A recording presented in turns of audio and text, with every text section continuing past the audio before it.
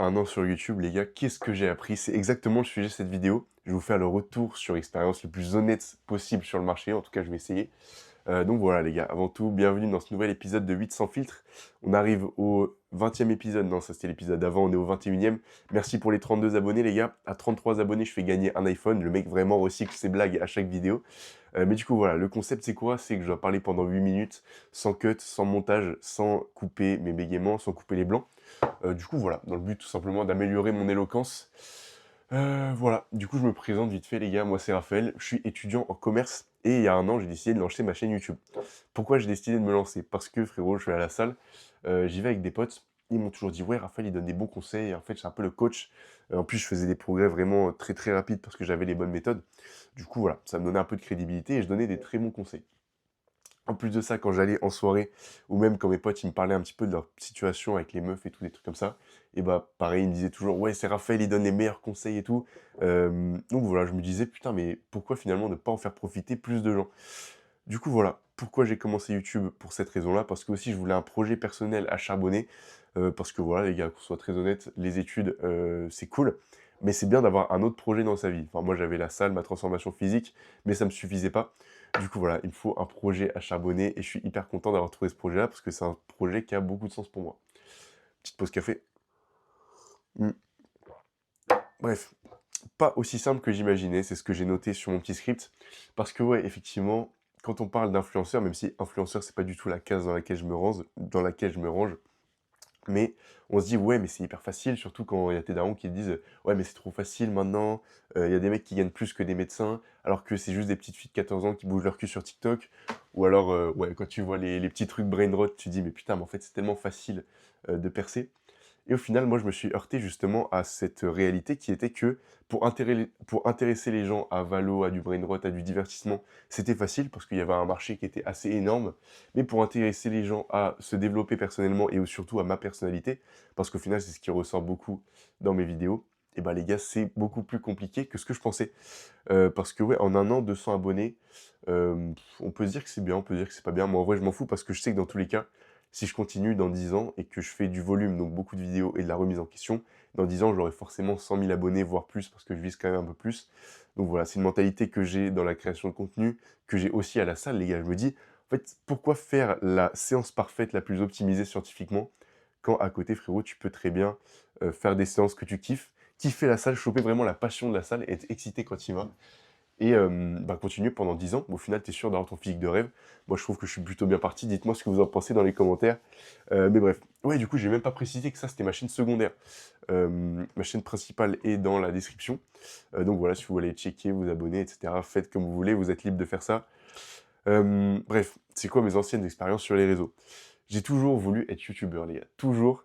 Parce que quand j'étais petit, je me la butais, je regardais Cyprien, Norman, vraiment tous mes idoles de jeunesse. En vrai, non, j'étais pas fan au point d'avoir des posters et tout, mais t'as capté. Je regardais beaucoup.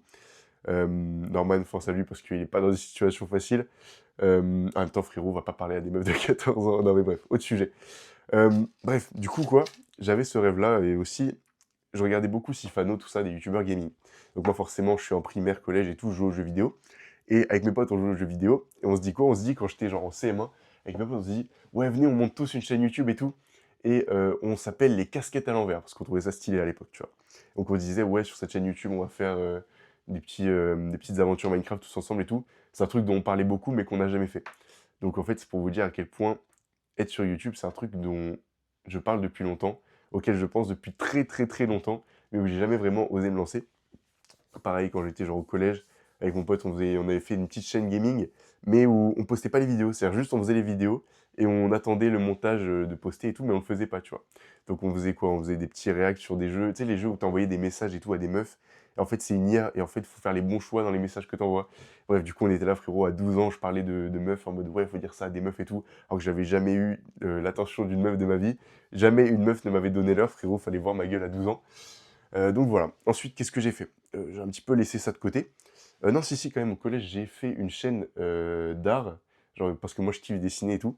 Et donc voilà, une chaîne qui s'appelle Le Malabar. Belek, je la mettrai en description si jamais j'y pense. Mais voilà, j'ai juste fait une vidéo de présentation de la chaîne. Je n'ai plus jamais fait de vidéo après. Parce que voilà, j'avais pas trop la discipline. Je sais pas, bref, j'avais 14 ans à ce moment-là. Donc bref, c'était pas le meilleur moment pour se lancer. Et ensuite, les gars, quand j'étais au lycée, j'ai lancé un compte TikTok où je parlais de rap, je faisais des vidéos, des carousels et tout sur du rap, toujours sans montrer ma tête. Mais voilà, ça m'a permis aussi d'avoir une première expérience des algorithmes et tout. J'étais monté à 400 abonnés sur TikTok. Donc voilà, en vrai, c'est plutôt cool pour, j'en ai fait pendant un an aussi pareil. Et du coup, c'est plutôt cool. Mais j'ai pu voir à quel point il y avait une différence entre les abonnés sur TikTok et les abonnés sur YouTube. Surtout en fonction des sujets dont tu parles. Mais bref, les abonnés sur TikTok, en vrai, ils s'en battent les couilles de toi. Et les abonnés sur YouTube, ils s'en battent moins les couilles de toi. C'est pour ça que si jamais tu veux faire un deal avec une marque pour un placement de produit ou un truc comme ça, bah 1 million d'abonnés YouTube, ça vaudra beaucoup plus que 1 million d'abonnés TikTok. Bref, je m'écarte un petit peu du sujet, les gars. Pause café. Donc voilà, c'était mes anciennes expériences sur les réseaux et qui m'ont poussé à commencer aussi parce qu'en vrai, je me suis dit, bon, j'ai toujours eu ce truc de me dire, bon, je vais être sur YouTube et je me suis jamais vraiment lancé sérieusement, du coup, voilà. Ensuite, le sujet d'après, les gars, gérer la haine, accepter de polariser. Gérer la haine sur les réseaux, c'est un truc par lequel tout le monde doit passer.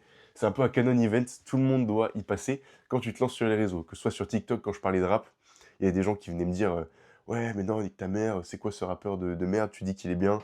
Enfin bref, si t'es plus dans la communauté rap, j'ai fait une vidéo sur cette chaîne où je parle de la communauté rap, à quel point c'est une communauté qui est hyper toxique. Mais bref, on n'est pas là pour parler de ça. Donc voilà les gars, gérer la haine. C'est hyper drôle parce que quand j'ai appris ça et tout, il y avait une meuf qui commentait toutes mes vidéos où je parlais de muscu. Sur ma chaîne principale, la meuf vraiment, elle commentait toutes les vidéos. Elle disait non, mais c'est de la merde tes conseils et tout. Arrête de donner des conseils. Euh, Tu dis qu'il faut aller à l'échec musculaire à chaque fois, mais en fait, tu peux très bien prendre en masse sans aller à l'échec musculaire en y allant doucement. Et bref, du coup, au début, je lui répondais, mais sauf qu'elle commentait chacune de mes vidéos. Je me dis, bon, tu t'es abonné à moi vraiment juste pour me tacler à chaque fois. Mais bref, c'est pas grave. Au final, bah, ses conseils, j'ai arrêté de lui répondre parce que peut-être qu'elle avait raison. Mais est-ce que moi j'ai envie de construire une communauté entre guillemets, j'ai envie d'avoir des gens qui s'abonnent à moi et des gens qui correspondent à la mentalité de pas se pousser à fond à chaque séance. Genre de te dire bon bah là ça commence à faire un peu mal quand je pousse la barre, je vais pas aller jusqu'à l'échec musculaire parce que ça fait mal et tout. Non, c'est pas du tout les gens que j'ai envie d'attirer. Du coup voilà, je me suis dit bon bah nique ta mère, à un moment à donner des conseils de con. Donc j'ai arrêté de lui répondre. Pareil, j'ai fait une vidéo exactement sur cette chaîne où je parlais de pourquoi je ne voterai pas aux élections. Là, tu vas peut-être te dire, ouais, mais c'est quoi cet avis de merde? Et bah écoute, va checker la vidéo que j'ai faite pour en parler. Mais dans tous les cas, il y avait deux types de personnes dans les commentaires. Il y avait les gens qui n'étaient pas d'accord. Enfin, il y avait que des gens qui n'étaient pas d'accord, tu vois. Il y avait les gens qui n'étaient pas d'accord et qui arrivaient à donner un avis assez sensé, un avis construit. Donc en vrai, c'était cool de débattre avec eux, tu vois. Et il y avait les personnes qui n'avaient pas à donner d'avis sensé et qui étaient là juste pour m'insulter. Vraiment m'insulter sur des trucs personnels. Et je me suis dit, bah, finalement, ça veut dire que j'ai gagné sur cette personne.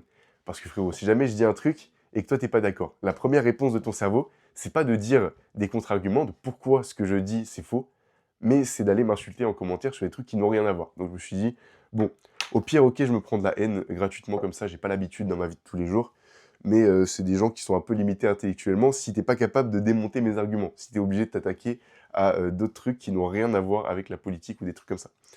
Du coup, voilà, au final, la première fois, ça t'affecte un peu, mais après, tu te dis, bon, forcément, si tu te mets sur YouTube, si tu te mets sur les réseaux, c'est un truc par lequel il faut passer. Ensuite, argent sur Internet, les gars. Argent sur Internet, c'est un sujet qui m'a tellement passionné. Tu sais, forcément, je pense que toi aussi, je pense que tout le monde a envie de faire un peu de thune sur un business que tu peux avoir juste sur ton ordi et de bouger un peu partout. Du coup, je me suis dit, ok, j'ai envie de faire ça, mais lequel je lance? Je me suis dit, bon, je vais faire des vidéos sur YouTube et je vais faire des produits un petit peu plus élaborés où j'explique un petit peu toutes mes connaissances, je donne des conseils, etc. Et beaucoup plus en détail que je pourrais vendre. Et au final, on peut se dire, bon, bah, j'ai pas beaucoup d'abonnés, j'ai pas beaucoup d'expérience non plus, donc mes produits seront peut-être pas au top, au top. Mais voilà, j'ai fait un premier produit, un programme prise de masse, qui, malgré le fait que j'avais que 30 abonnés, que je faisais pas énormément de vues, il y a petite pause. Hmm. Je sais pas boire sans me renverser de l'eau dessus. Mais écoutez les gars, c'est pas grave, parce que rien qu'avec 30 abonnés et sans faire beaucoup de vues, avec un premier produit, j'ai réussi à faire quelques ventes. Et les gars, je sais pas si vous voyez, si vous pouvez visualiser ce qui se passe dans mon crâne quand pour la première fois de ma vie, je fais de la thune juste avec un ordinateur et un téléphone. Et je me dis, mais c'est tellement une dinguerie. Ça a tellement lancé, on va dire, ma vocation de lancer des business. En fait, j'ai pas envie d'aller travailler après mes études, tu vois. Je me dis, bon, si je peux aller faire de la thune de où je veux, et bah au final, c'est absolument passionnant. pour en plus faire un truc que je kiffe de ouf, qui est hyper, qui a beaucoup de sens pour moi. Genre faire ces vidéos, c'est vraiment un truc de aider les gens qui étaient dans la même galère que moi avant. C'est vraiment un truc que je kiffe de ouf, qui est passionnant et en plus je sais que je peux faire de l'argent avec. Si rien qu'à 30 abonnés, je peux faire de l'argent. Donc au final les gars, c'est que du gagnant-gagnant. Donc voilà. J'ai aussi amélioré mon éloquence. Forcément, quand tu apprends à parler devant une caméra, peut-être là depuis tout à l'heure, tu te dis ouais, il fait que des pauses, il utilise des mots de remplissage. Mais il faut aller voir les épisodes d'avant, les premiers épisodes de cette chaîne, à quel point c'était chaud, les premiers épisodes aussi de mon ancienne chaîne, pour voir qu'il y a eu une progression. Et en fait, s'habituer à tenir un discours, et ben, ça te rend aware un petit peu de l'éloquence des gens. J'ai été voir une conférence il n'y a pas longtemps sur la Creators Economy, enfin en vrai on s'en fout un peu.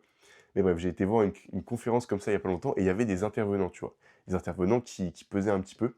Et en fait, ceux qui n'avaient pas bossé sur leur éloquence directement, ça se voyait. Parce que quand on leur posait une question qui était simple, au lieu d'aller droit au but, ils parlaient pendant 20 secondes pour dire un truc qui aurait pu tenir en une phrase. C'est-à-dire que tu sais, ils faisaient des détours, des mots de remplissage, des hésitations. Ils n'allaient pas droit au but, ils tournaient autour du pot pour un truc qui aurait pu être dit en une phrase. En fait, c'est là que tu te dis que dans notre société, bon, attends, je commence à faire des analyses, tard les macro-analyses de la société, mais peut-être qu'on bosse pas assez notre éloquence, et ça se voit quand quelqu'un bosse pas assez son éloquence. Pareil, maintenant, du coup, quand je vais en cours, je suis en études de commerce, les gars, et quand je fais des exposés, je kiffe faire les exposés parce que j'ai l'impression que je suis comme en vidéo YouTube, et je suis là, je parle beaucoup mieux que ce que je faisais avant. Du coup, c'est grave kiffant de faire des exposés. Bref, créer un produit et le vendre. C'est aussi une autre compétence que j'ai apprise parce que l'éloquence, c'est cool. Mais créer un produit qui est bien, qui apporte de la valeur aux gens et bien faire du marketing pour que des gens l'achètent, pareil, c'est hyper passionnant. Donc voilà, c'est un truc que j'ai kiffé faire sur un produit, sur la prise de masse. Maintenant, je bosse aussi sur un autre produit, mais voilà, c'est pas un truc que je vais sortir bientôt. Je le sortirai vraiment quand il sera prêt et quand je suis sûr que ça pourra aider tellement de personnes. Genre vraiment, quand je sors un truc, les gars, vous êtes sûr que c'est masterclass. Mm. Donc maintenant, les gars, ma vision pour l'avenir de cette chaîne et de mon autre, enfin de mes deux chaînes, c'est quoi?